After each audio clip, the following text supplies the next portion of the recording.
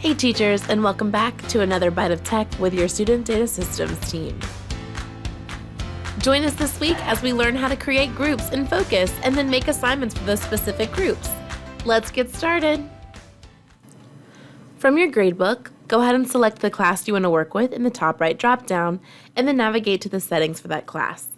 Under optional columns, we're going to enable gradebook groups by placing a check mark to select gradebook group from this box. Go straight down to the Groups tab, and here's where you can begin naming your groups. I'm going to give my group color names for this example, so I'll start with blue, and I'll just add them to the logging field, pressing Enter on my keyboard each time. When you're satisfied with your groups, click Apply in the top right corner to see your changes save in the gradebook. You'll now see in your gradebook a column that says Group that goes all the way down your student roster. Here you can individually select groups for each student. So I'll click blue, click out of this box to select another student.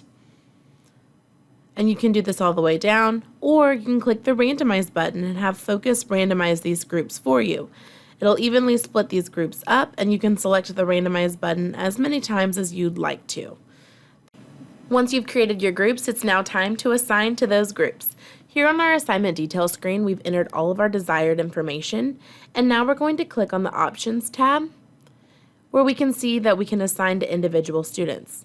To enable this, put a check mark in the box right here, and you'll see a new option appear.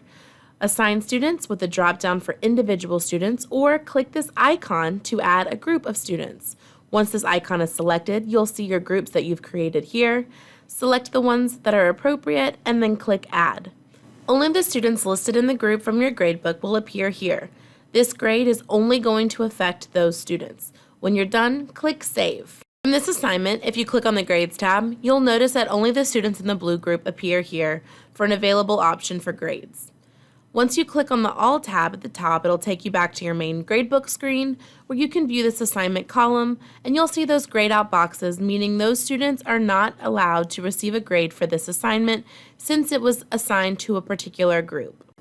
You may choose to re-randomize your groups at any point during the grading period, but please know that this may affect which students can see which assignments. And that's another Byte of Tech. Thanks for watching. Check out the additional videos listed here and open the description below for more resources and a comment card for future video requests. Before you leave, hit that subscribe button so you don't miss our new videos every Tuesday.